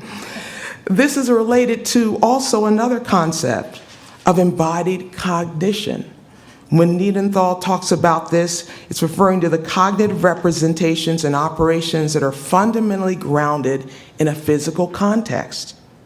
And one intuitive example is empathy, or understanding that another person's emotional state comes from mentally recreating this person's feelings in ourselves. So there's not only, though, emotional contagion, there's also relational contagion. Not only emotions, but how the leader manages interactions among the members and who the leader is and the leader's presence and the presence of God in the leader matters. Yalom has highlighted another another therapeutic factor, interpersonal learning. And this is part of what I'm describing here. Now to shift to a moment to humility. Cameron, you defined it as that struggle with, okay, what is a realistic appraisal or accurate appraisal? And Emmons talks about this too, not too low, not too high. But yeah, you raise that question, who defines who's accurate? Might God define that in some way? I don't know, but who defines that ultimately? And you refer to Terry's work too, the humility in marriage, and that sense of us and us being more important than the me in the moment. And Rowden, as they talk about understanding humility and its role in relational therapy, say that where humility may be valuable to understand in the context of relational therapy, where understanding others, being open to others' views and experiences, and not putting oneself above others are key ingredients to successfully getting along in relationships. We also understand that virtues more broadly, and you could say humility, of course, in particular, are culturally and communally embedded. Folks here have spoken to that. Brad, Warren, and Steve Sandage and Peter Hill have highlighted that in varying ways. Very important. So the group provides a microcosm for working out these dimensions in relationships. But then, Cameron, I so appreciate that you raise a challenge related to power. Because when we think about humility, that's the challenge, how power is handled. So first, the power of the therapist. We think we know so much, and we know some things, but there are limits to that. And you're referring to our liking that sense of agency and being able to make those profound interventions. So my example, since you invited us to do that, how about in a formation group, when we have a brilliant idea or example, but we sense a student member's resonance with something that has been shared. We see their nonverbals. Do we rush to make our point? Or do we encourage that member sharing? Do we affirm their story or contribution? Or do we still feel we may need to make our original point? Even if the student's story has effectively and actually exceeded the effectiveness of any point that we might have made. Yeah. If we're focused on building cohesion, we might realize the value in having this member share, as this provides an opportunity for deepened connection among members and with the leader. In addition, the leader's attentiveness to the we-ness of the group and prioritizing that above the leader's contribution embodies humility for the group. Sometimes this happens implicitly, but obviously it can happen explicitly as well. Now, thank you for going to the other side too, powerlessness. So, what do I do when I'm feeling more vulnerable? Do I share when I feel harried, overwhelmed, discouraged? This is different from containing and holding our students' distress and discouragement. Do I share my own? Again, not simply autobiographical, which is very important, but in the here and now, in the middle of it, before an end and the outcome is known. Why is this important? And we fight it. I have to just say that. We fight this. I had to have an experience yesterday to push me to say this. The Lord just created a nice little, challenge for me.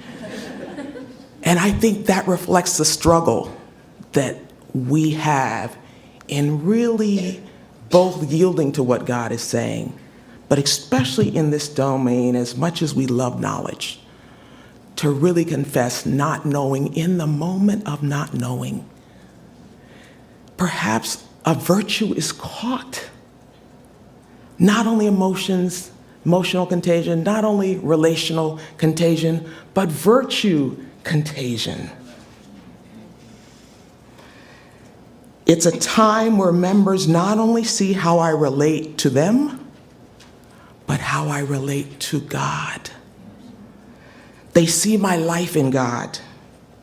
This offers an opportunity for us to embody the journey from hopelessness to hope, spiritual struggle to victory, or simply clinging to God's sovereignty and love as we wait in the unknown. May professors model this. May formation group leaders model this. May therapists reflect this. As Randy Sorensen said, integration is caught more than taught. May students catch this. Cameron, you conclude by saying, so too will our clients draw both comfort and confidence from our non-anxious, humble, and hopeful presence. And I would add, so too will our clients and students draw both comfort and confidence from fellow travelers who have at times been anxious, hopeless, and poor models of humility.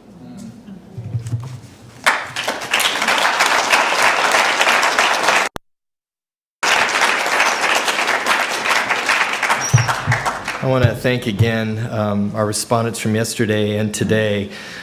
These folks do this out of the goodness of their heart. They care about these topics. They care about this gentleman here, also Cameron Lee. And so they wanted to do this, and so I so appreciate that. So we'll go into a time of questions and answers. And again, it's partly my job to remind you the difference between a question and a little a seminar disguised as a question. We ask that you be as brief as you can, succinct. I'm also going to try to open up here my thing so I can get questions from anybody who's watching on the live stream. So if you'll just queue up to the microphones in the middle here. I know our Cameron and respondents would love to dialogue with you some more about anything that sort of captured your imagination. So who would like to start us off today?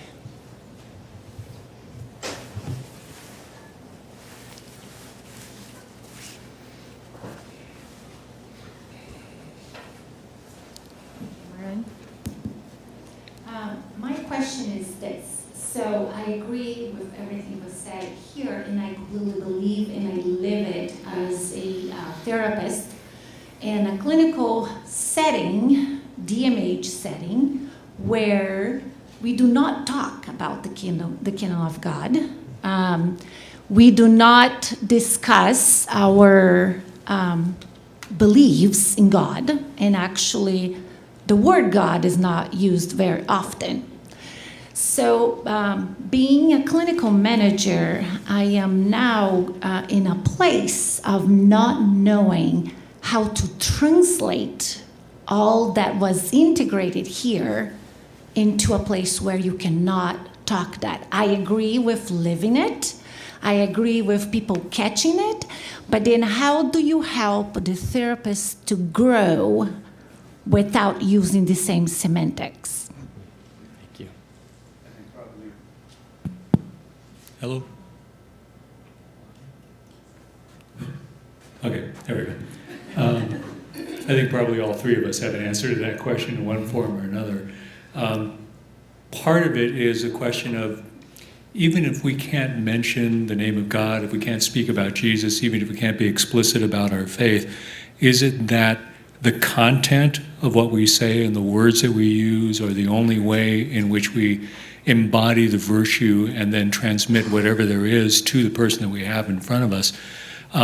I mean, even if you think about the example of Jesus himself and how he goes about his ministry, ministering to people, but not always asking them to believe in him, he reaches out and he extends compassion to them. We'll see that tomorrow as well, simply because this is what he does. This is the nature of the mission. So the question is going to be a matter of what kind of a person are you in the room, and what will help you to sustain that. If you're in a place where over and over the kind of work that you're doing is making it difficult to sustain your hope, what helps you to sustain that? If you're in a place in which it's difficult to embody that humility, what helps you to sustain that? I would already argue that so much of what we have in our clinical settings really doesn't pull for a lot of humility on the therapist's part, right? I mean, the sort of subculture that is embodied in therapy often is not a very humble one. We really do believe so much in our expertise and our power, and we want to use that, hopefully to a good end. So if we know that, what is it that when we're actually sitting with a person, even if we're not able to mention the name of Jesus, that helps us to embody the presence of Jesus? I think I said it to somebody at lunch yesterday.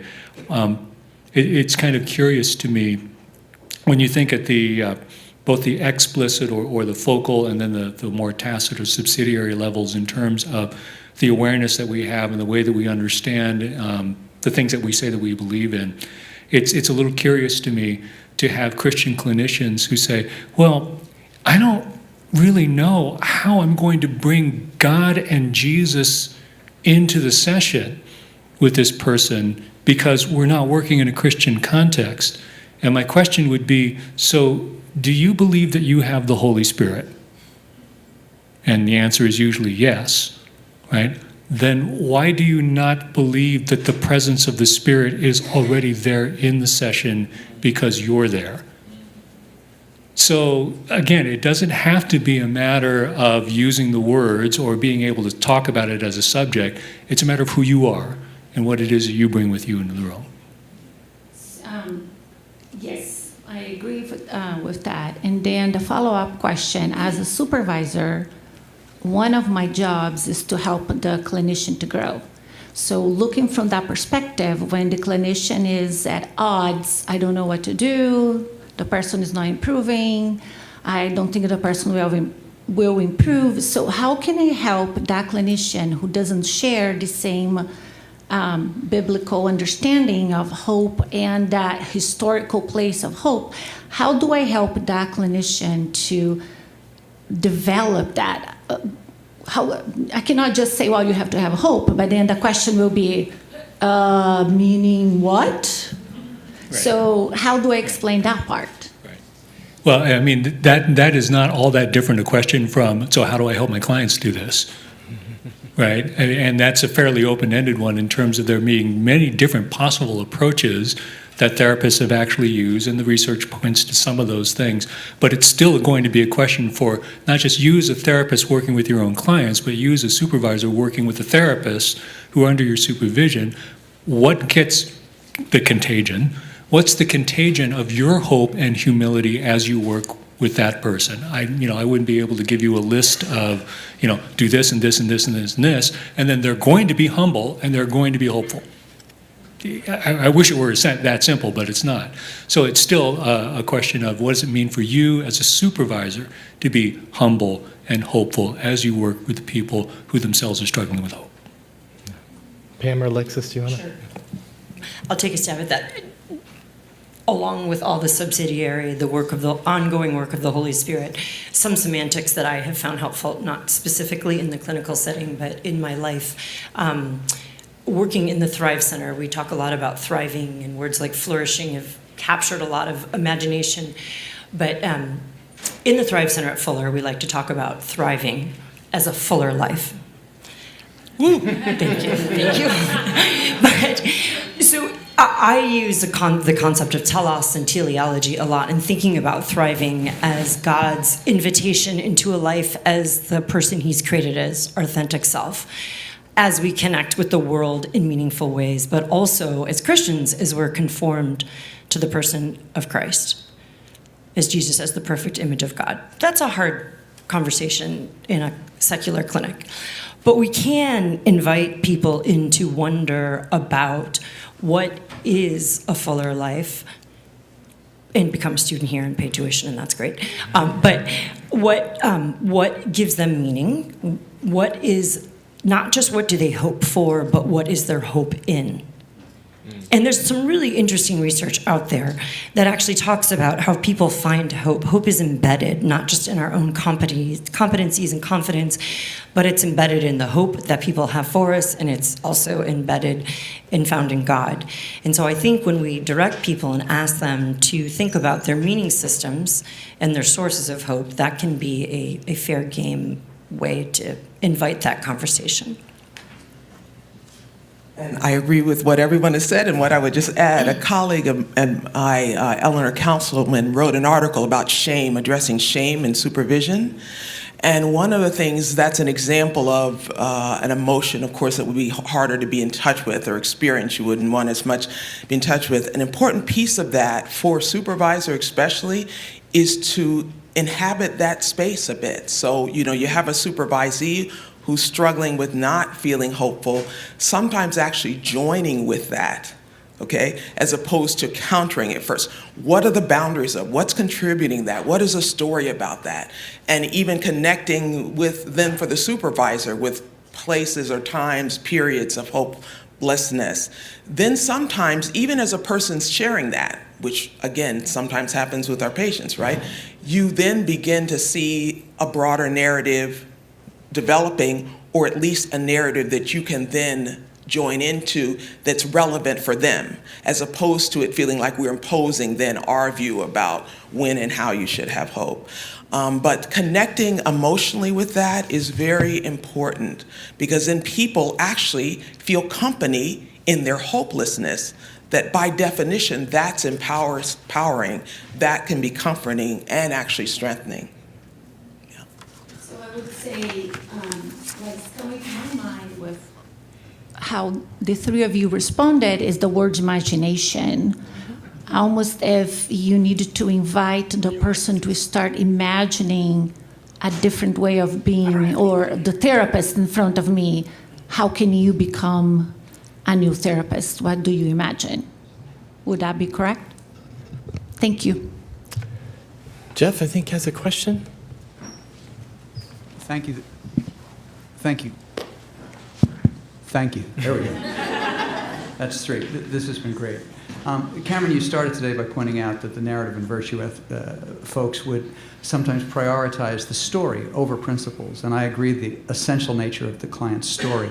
But we could also point out that another way of saying that is situation ethics over a priori ethics. Now, in a primarily postmodern and amoral culture where we live, can you think about, all three of you, ways of, more generally, not God speak, but informing the clients of hope and humility without abandoning a biblically moral versus amoral context? Can you say something more about what you mean by informing? Imbuing, inspiring. You're wanting to bring hope and humility into the room. How do we do that when the larger culture would say hope is what's hope for you? Humility is what's humility for you. Tolerance is tolerance because there is no wrong. There's only different. As Christians, we answer to a higher authority. How do we respect the story and the narrative without moving to an amoral context that, frankly, can in some ways disavow any kind of a priori ethic? I wish I had an answer to that question. I mean, this is one of the, it's going to be a perennial problem for any two people, especially when you're talking about someone who has influence over another person's life, and you actually do believe what you believe. And you see things that are happening in a person's life that you wish you could speak to and say, you know, that's not good, maybe you need to stop doing that, or wherever else. You know, you've got a different perspective on even what the core values of life are about, and so on. There's only so far that you can go with that conversation. And I've wrestled with that myself, and I really don't know, you know, what that would actually entail. I'm not talking about indoctrination. Right, no, Right. I get that. I'm talking about, I mean, we have a culture where, in fact, it is acceptable to be moral in several contexts. Mm-hmm. One, if you have enough likes on your post, you must be moral. Mm-hmm. Two, child abuse reporting, Tarasoff, these are areas where all of a sudden culture says we're moral. But do we need to abandon any kind of a moral context? How do we not do that? How do we be Christ in the room without becoming an indoctrinaire, but at the same time without abandoning that context? That's more what I'm trying to say. Yeah, it's a great question. Jeff, I'd say the first step is humility. In my work, which is often in the secular academy and developmental psychology, I'm just excited to have the conversation about inviting people to think about their moral or transcendent narrative. In my field, character strengths are very popular in the rage to study. And I try and suggest, well, let's not just think about character strength, but let's think about them in light of a meaningful narrative, a transcendent narrative. And let's call that virtue when it takes on that transcendent meaning. But I haven't gotten to the place where I get to say in which system is correct.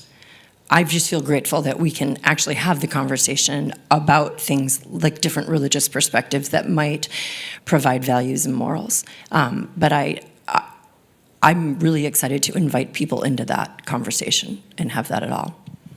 But I find humility goes really far, because then it does feel like indoctrination otherwise. You have time for your question. Yeah, quickly. Cameron, I wasn't here yesterday because I was out of town. Sorry, I just got back today. Did you mention Jerome Frank? I haven't heard anyone mention Jerome Frank yet. You know, Jerome Frank, years ago, Persuasion and Healing, his classic book, he talked about people coming to psychotherapy because of demoralization. And the most important thing that a therapist has to engender is hope. He talked a lot about that. And I think we need to remember that that is also in the secular field, not in the Christian field, that hope can also be talked about. This is an answer to the previous question mentioned. You can still talk about these things in the secular context. Now, my other question to you really is this. The study you mentioned that showed that the effectiveness is 50% or less, 7 year, 6,000 clients, 71 therapists. You did not cite a reference. I'm just wondering, because Bergin and Lambert and Bergin, Handbook of Psychotherapy and Behavior Change, many years, tons of data have shown, have concluded that the success rate of psychotherapy, by and large, is closer to about 66%. So when you quote 50% or less, that's a lower one. And so I'm not sure, was that study more recent? Is that a more effectiveness study, not controlled studies, Because that is not a very, to me, accurate figure of how successful psychotherapy usually is touted to be. So I'm just curious, can you answer that question? Yeah. I would have to look it up because it's in my references. I don't have it in my head. Okay, you don't remember when the study was published? I guess we can talk about it. No, I would have to look it up. Okay, that's fine. Thank you. Well, let me just jump in here as we end, and I think kind of back to Jeff's comment, one of the things that I found exciting in the integration literature, they may not call it integration, but a lot of people who are writing more in secular settings around spirituality are bringing up this issue of ethics. And so they're really grappling with how do we do this with people in a setting that is postmodern, and I think people are finding creative and interesting ways to do that. And a huge part of it is what you all have already said, I think, which is embodying that as the clinician. So I think that, again, at a place like Fuller, we have kind of a unique voice to even encourage our colleagues out in the world. As Pam was saying, we run into secular settings, and we represent a different way of thinking or a challenging way of thinking. And so I'm excited that the work that all my colleagues do don't just stay here in sort of evangelical Protestantism, but if you don't know, the work goes out to the world and comes back, and we listen and they listen, and it makes all of us better, I think. So again, will you thank my colleagues this morning? And again, we so look forward to you coming back tomorrow for our final lecture with Dr. Lee on compassion and Sabbath as clinical virtues. Do you need a Sabbath? Amen. Come back and figure about that. Don't forget to sign out on your CEUs. We'll see you tomorrow. She just said, I didn't realize that. You gotta get a picture. And I'm in red. Later today. Okay, that's good. I got. Oh, my blue short sleeve.